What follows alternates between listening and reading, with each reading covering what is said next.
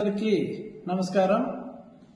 ఈరోజు ఉదయం రాయదుర్గం పట్టణ మున్సిపల్ కమిషనర్ గారిని కలిసి కనేకల్ రోడ్లో ఉన్న ప్రభుత్వ బాలుర హై స్కూల్కు సంబంధించిన మైదానంలో రాయదుర్గం పట్టణ ప్రజలందరూ మార్నింగ్ వాక్ కానీ ఈవినింగ్ వాక్ కానీ చేస్తుంటారు. అదే ప్రదేశంలో ఎన్నో ప్రోగ్రామ్స్ జరుగుతూ ఉంటాయి.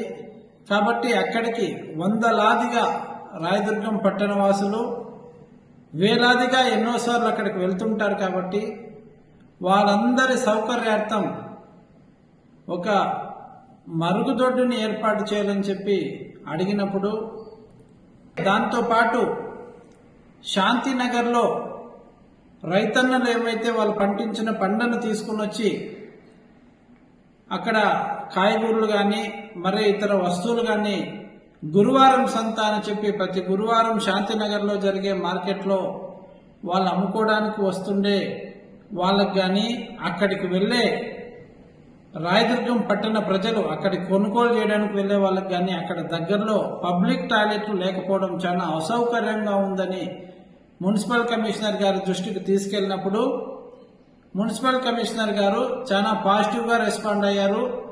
చాలా సానుకూల స్పందన మాకు వారి నుంచి వచ్చింది.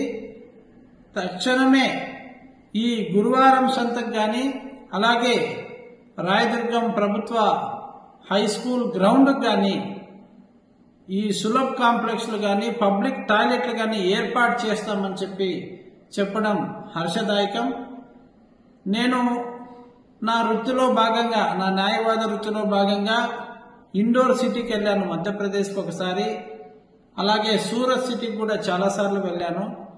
ఆ సూరత్ అండ్ మధ్యప్రదేశ్ ఎంత క్లీన్ అండ్ నీట్గా ఉంటుందో అలాగే మన రాయదుర్గం కూడా స్వచ్ఛ రాయదుర్గంగా తీర్చిదిద్దాలంటే ఖచ్చితంగా రాయదుర్గంలో ఎక్కడెక్కడ వీలైతే ఆ అన్ని చోట్ల పబ్లిక్ టాయిలెట్లు సులభ్ కాంప్లెక్స్లు ఉంటే మాత్రమే వీలవుతుంది అని నేను గట్టిగా నమ్ముతున్నాను. కాబట్టి ఈ విషయాన్ని నేను మున్సిపల్ కమిషనర్ గారి దృష్టికి తీసుకెళ్లడం జరిగింది.